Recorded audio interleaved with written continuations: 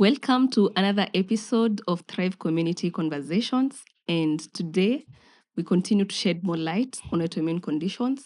We will be talking about something that is not getting as much attention as it deserves, and that is rare conditions. These autoimmune conditions are rare, but to the people who have them, it's very real, and the challenges are real. So we will be talking to two amazing warriors today. That is your name? Elsie And Marvel. yes, we'll be talking about not just their journeys, but their resilience, relationships, schoolwork, how they navigate life. And we hope this episode will leave you feeling more compassionate, leave you having more understanding and knowing more about rare conditions. So we hope you enjoy.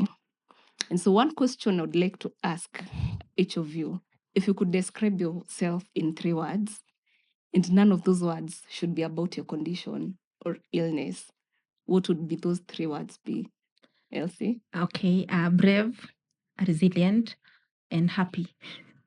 Great. Marvel? Almost the same, but I'll start with ambitious, Yeah.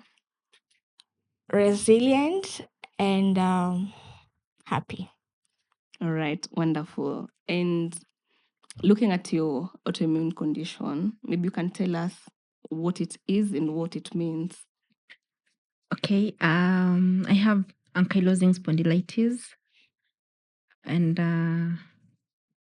that is something, maybe I'll say a thorn in my flesh. Yeah. In as much as I have, there's fibromyalgia, there's IBD, there's chronic migraines, and SLE.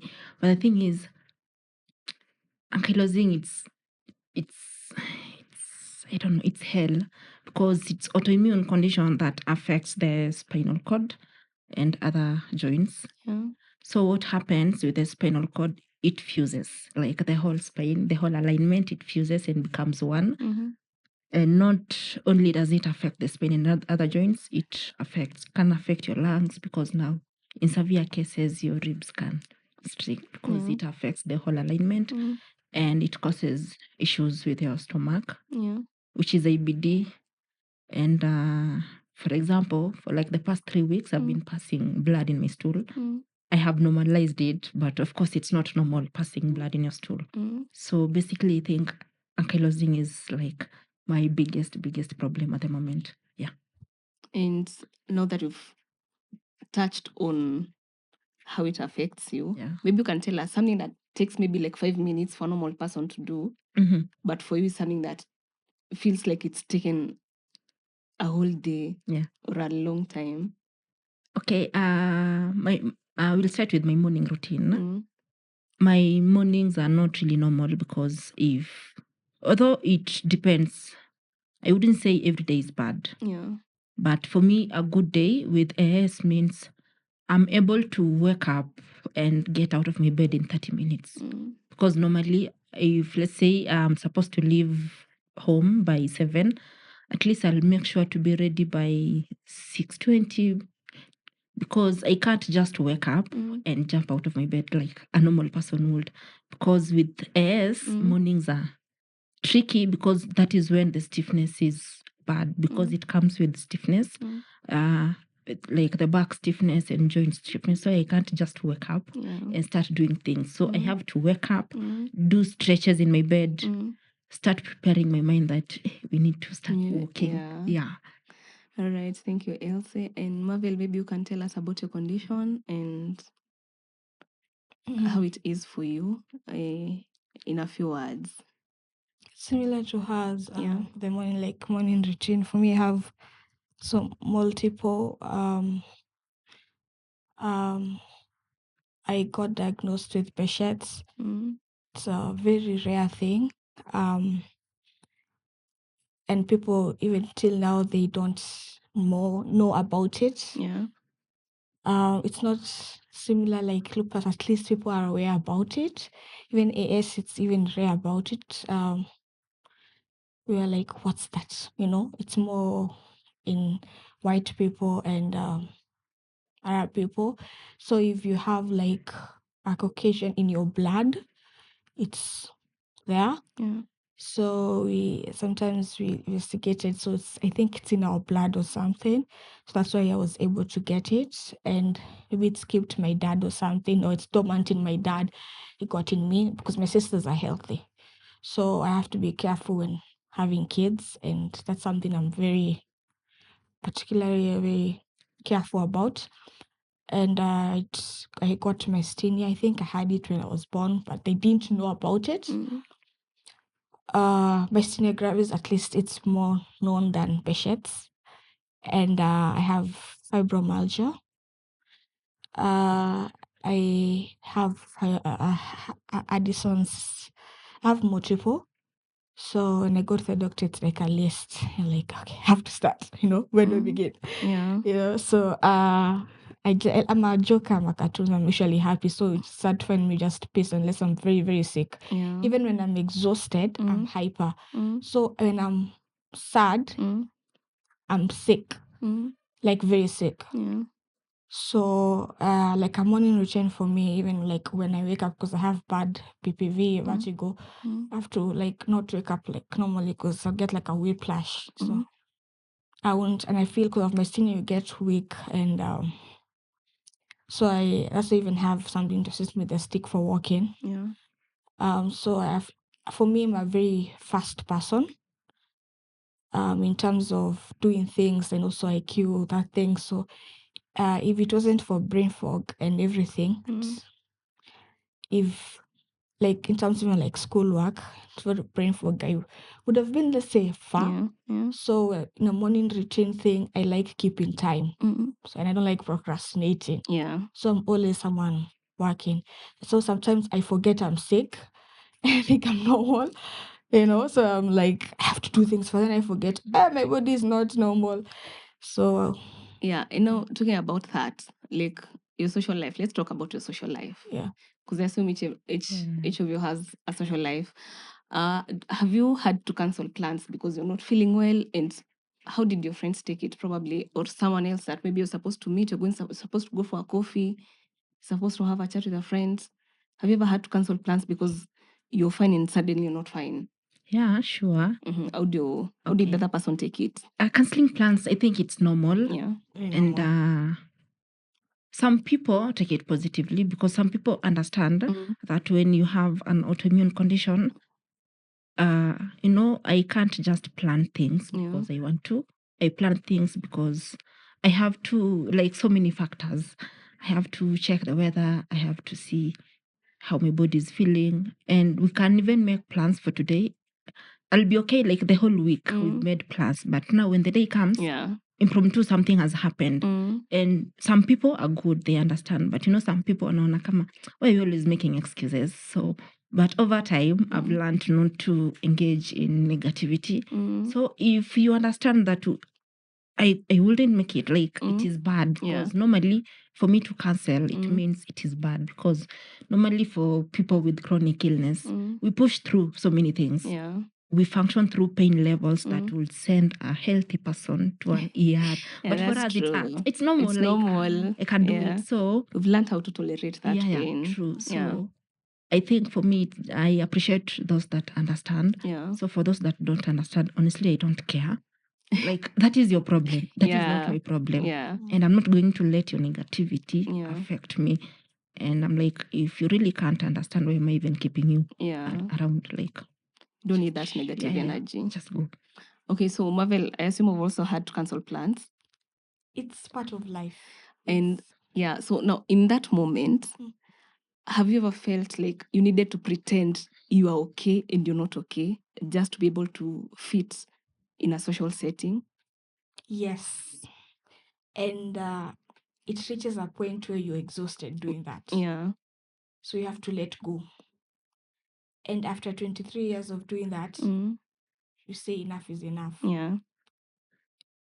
It took a minute for me to come to this position where I am, where Marvel is right now.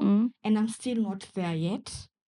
But at least now, I can now, my mom was like, no, don't start with like, when you're introducing yourself, don't say the illness. Right now, just say the illness is now.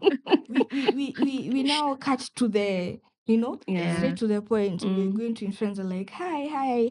Normal friends are like, oh my God, hi. Hi. What's your Insta? It's my Insta. What's your Snap? It's my Snap. Okay. Meet me for coffee. Now I'm like, hi. How are you? I'm good. Yeah, okay. Hey, may I have this? Straight to the point. So in case anything happens, so at least we cut off early. We don't bond, and then I get hurt because the stress can even make me sicker. Yeah. You'll have small stress. You'll go out. Me, I'll have stress. I'll go to the ER. Will not be the same because I used to try so much to fit in. I forget I'm not like them, Yeah. and it wasn't my fault because I used to think I'm the one at fault. Yeah. And you after seeking enough therapy to realize I'm self-sabotaging myself, or I'm just Marvel, you'll never be like them. Yeah. Those are the normal people, you'll never be like them. Because you try to fit in a particular group where those people are healthy. Yeah. Where you're there taking meds 24/7, even struggling to go to class. Yet them, they even missing class to go to club. You'll never be like them. Yeah. Yeah. No, in these social settings, like, what's the one thing in your bag that your friends cannot have?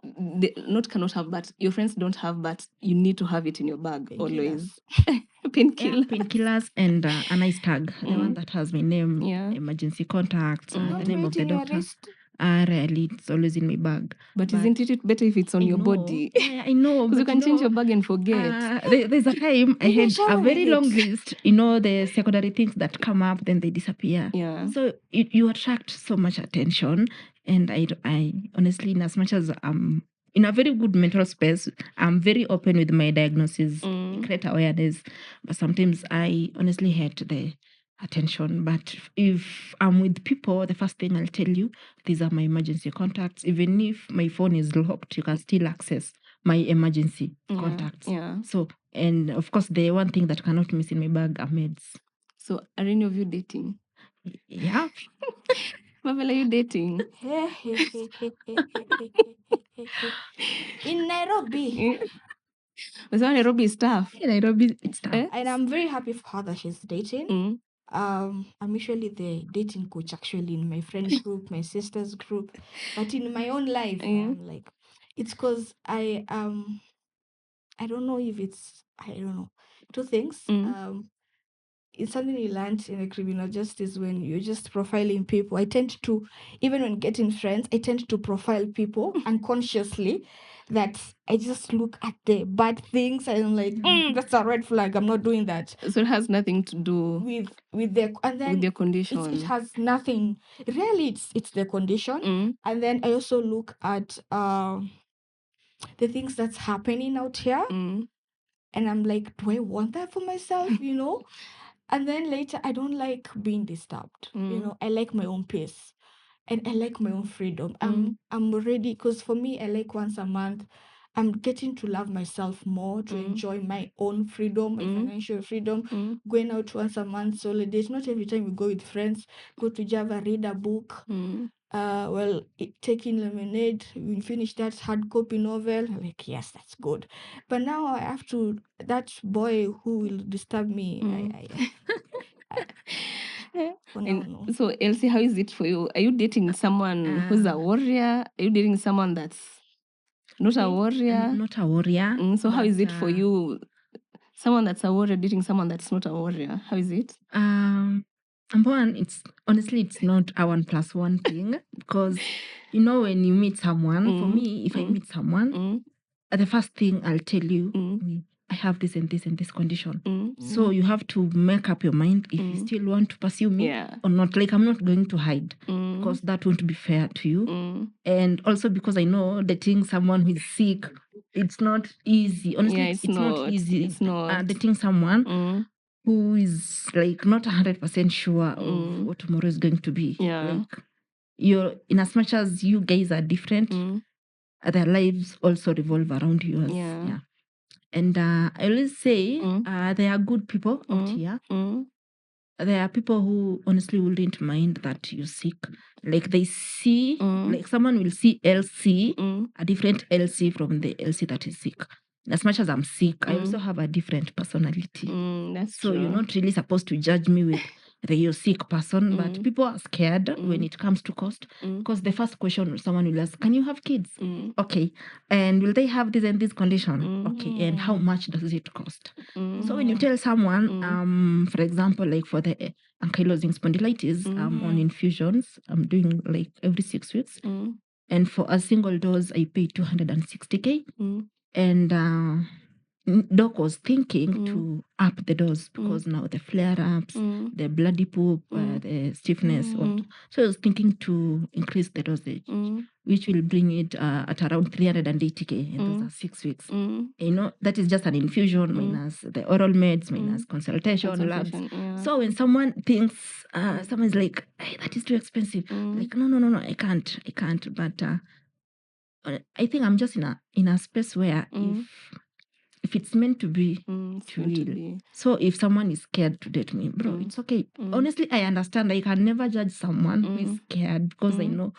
I also get tired of my body sometimes. So I can only imagine someone loving me with a body that is not 100% certain. And now that you've touched about the cost of your treatment, like how do you manage with it being that expensive?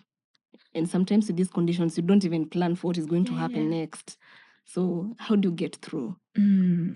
Truth is, I wouldn't say it's easy. Sometimes I miss meds because that is too expensive.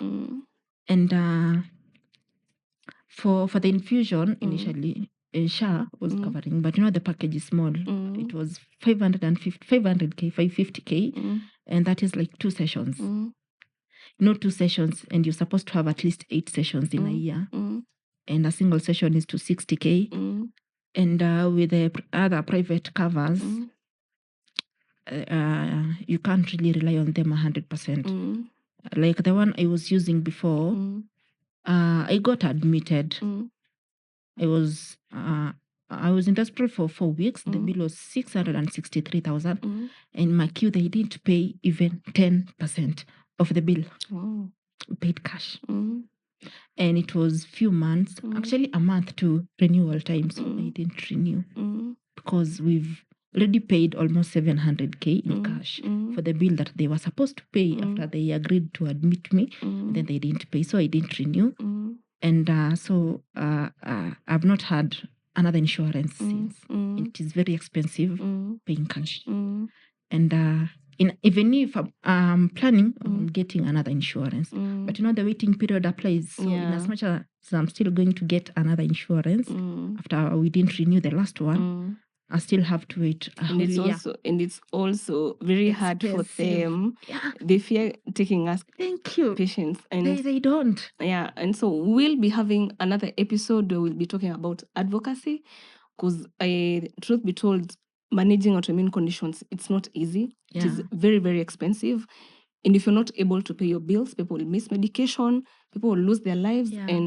So we're trying to make some policy changes that are going to be able to benefit warriors and make the burden lighter for them. These are conditions that are not well known, and this is what we're doing, creating that awareness so that people know the challenges that people go through. And we are hoping we'll make some changes and things will be better for us. So you'll keep out and check out that episode that we will be airing about the advocacy, and you can learn more about that in the coming episodes. And now you've both mentioned things about kids. So Marvel, do you see yourself maybe wanting to have a baby in the future? Personally, I love kids. Since I was small, I've always loved kids, because even my baby cousins, I used to babysit them because I used to be unwell. So they used to be like, the time I'm not in hospital, I'm at home because I'm not in school. So they used to like, the kids who were born before me were like, you just stay with that baby cousin. So like, there's a baby cousin I raised. I taught her the first word, first walk, first song, So we have that bond. And I it's not that I don't want to have kids. I even I even asked my mom, is it selfish of me not to want to have biological kids, because I'm scared it may be past, and it's there's a high percentage chance it may be passed down, especially if I marry a person who is of the Caucasian. Since I already have that blood, it's even more higher percentage of chance I get. So I would want to have kids. Legit, I would want to have kids. But I'm thinking maybe 1 or 2, like 2 kids. Biological or maybe adopted or if it's biological, maybe not me having it, but surrogacy. surrogate. And like, is this a conversation you have with your doctors? Do you have a child? No, I don't have a child. And maybe are you thinking of maybe having one in kids. future? I always think of having one, but there are moments that I think, I honestly don't know if it's a good idea. But I really want kids. Actually, I'm a twin. I have a twin sister. Oh. And I have several twin cousins. And they are also triplets. So you might be. So now I'm always worried. What if I'm pregnant, then I get pregnant for twins? Will I really survive that pregnancy? But then my question is always, my worry is always now that it affects the spine and the pelvis. So my question is, will I be able to withstand the weight and the things? You know, sometimes it's so bad that I can't even walk. My hips mostly are affected. So I'm like, if I can't walk sometimes, will I really be able to? Like this day, I was having a really terrible flare-up. I was down for almost 2 weeks. I wasn't walking. And I was telling my twin, I was actually crying. It was bad. Then I told my twin, okay, I just hope that, I just want God to give you kids so that one day, if I'm unable to get one of my own, you just give me your kid. Even if they call me auntie, I don't care. I just want, if I have your kid with me, it will feel like it's mine.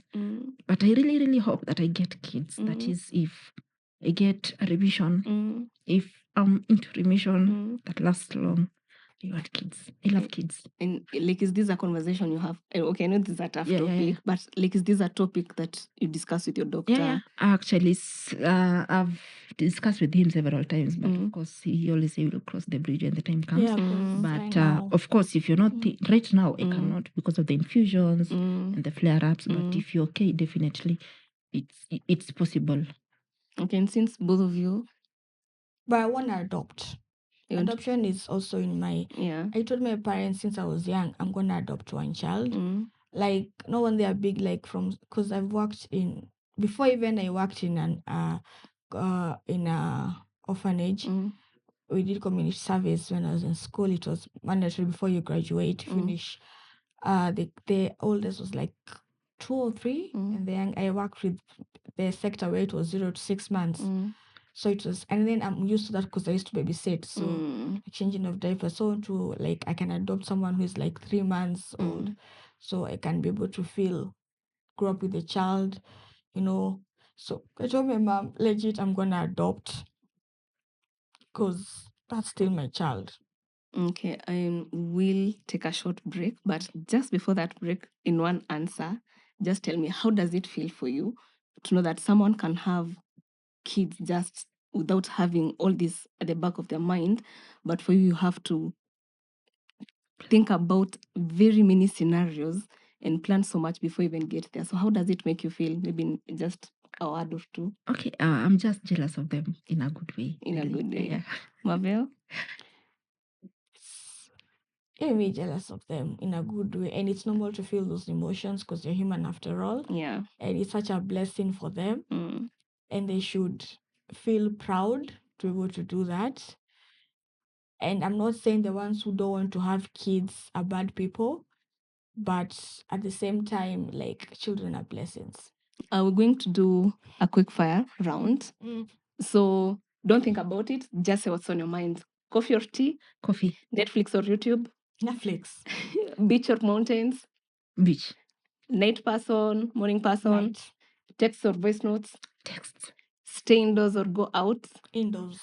And would you rather explain your illness to 100 strangers or never have to explain it ever again? Explain. Would you rather have no fatigue for a week or no pain for a week? No pain for a week. Would you rather be able to predict every flare that's coming or stop every flare that you're having? Stop. Would you rather everyone could feel your symptoms for one day or understand them without experiencing them? I will repeat.